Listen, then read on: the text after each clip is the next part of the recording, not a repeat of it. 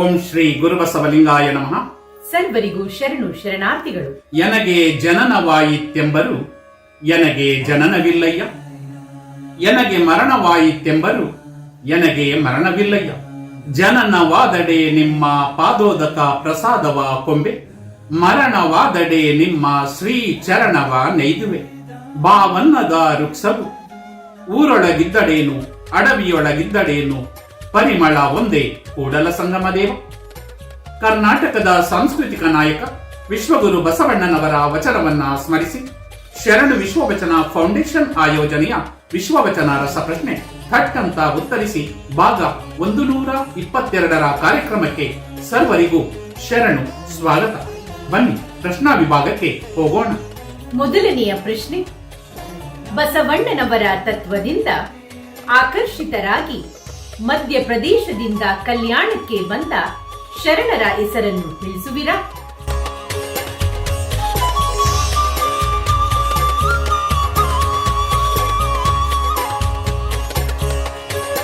ಎರಡನೇ ಪ್ರಶ್ನೆ, ಶರಣರಾದ ಹರಳಯ್ಯ ಮತ್ತು ಕಲ್ಯಾಣಮ್ಮನವರು ತೊಡೆಯ ಚರ್ಮದಿಂದ ತಯಾರಿಸಿದಂತಹ ಪಾದುಕೆಗಳನ್ನು ಕಂಡ ಬಸವಣ್ಣನವರು ಹೇಳಿದಂತಹ ವಚನ ಯಾವುದು?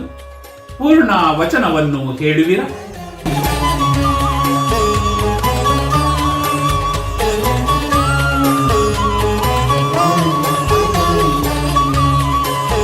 ಮೂರನೆಯ ಪ್ರಶ್ನೆ, ಕಲ್ಯಾಣದ ರಾಜ ಬಿಜ್ಜಳ ಬಸವಣ್ಣನವರನ್ನು ಗಡಿಪಾರು ಮಾಡಿದಾಗ ಬಸವಣ್ಣನವರು ಹೇಳುವ ವಚನ ಯಾವುದು?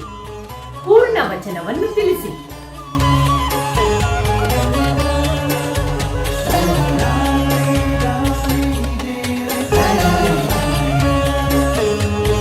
ನಾಲ್ಕನೇ ಪ್ರಶ್ನೆ, ಕೆಳ ವರ್ಗದಿಂದ ಬಂದು ಶರಣರಾದ ನಾಗಿದೇವ ಮೇಲ್ವರ್ಗದಿಂದ ಬಂದು ಲಿಂಗವಂತರಾದವರ ಮನೆಯಲ್ಲಿ ಪ್ರಸಾದವನ್ನು ಸ್ವೀಕರಿಸಿದಾಗ ಕಲ್ಯಾಣದಲ್ಲಿದ್ದಂತಹ ಸಂಪ್ರದಾಯವಾದಿಗಳು ಉಗ್ರ ಪ್ರತಿಭಟನೆಯನ್ನು ಮಾಡಿದಾಗ ಅದಕ್ಕೆ ಬಸವಣ್ಣನವರು ವಚನದ ಮೂಲಕ ಕೊಡುವ ಉತ್ತರವೇನು? ಪೂರ್ಣ ವಚನವನ್ನು ತಿಳಿಸುವಿರಾ?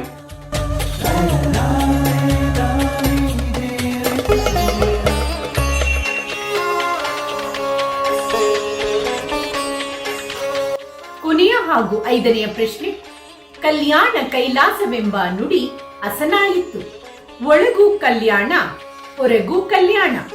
ಕಲ್ಯಾಣವನ್ನು ನೋಡಿ ಈ ವಚನವನ್ನು ಹೇಳಿದವರು ಯಾರು?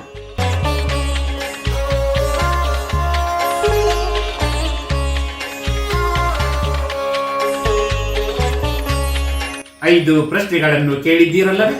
5 ಪ್ರಶ್ನೆಗಳಿಗೆ ತಟ್ ಅಂತ ಉತ್ತರಿಸಿ ಬಹುಮಾನವನ್ನು ತಮ್ಮದಾಗಿಸಿಕೊಳ್ಳಿ.